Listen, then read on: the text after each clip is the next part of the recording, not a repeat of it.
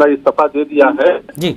और है आरजेडी के साथ मिलकर अब नीतीश कुमार नई सरकार बनाएंगे। और ये पूरा मामला 2024 के लोकसभा चुनाव को भी लेकर देखा जा रहा है जी।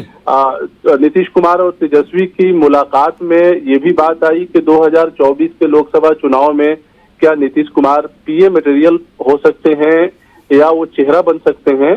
तो ये तमाम चीजें भी नीतीश कुमार के जहन में है।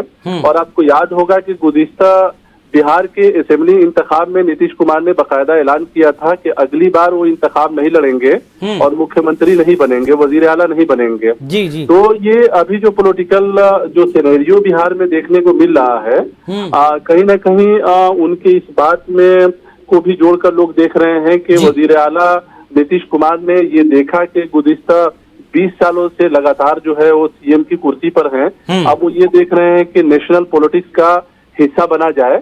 और नीतीश कुमार की पार्टी चूंकि तीसरे नंबर पर है, सबसे बड़ी पार्टी आरजेडी है, दूसरे नंबर पर बीजेपी है, तीसरे नंबर पर जेडीयू है।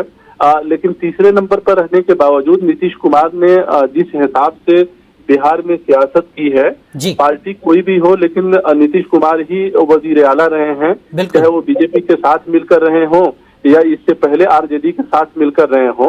एक बार फिर से वो एनडीए को छोड़कर फिर से आरजेडी के साथ मिलकर नई हुकूमत बनाने वाले हैं। तो ये कहा जा सकता है कि बिहार की सियासत में भी टर्निंग पॉइंट है।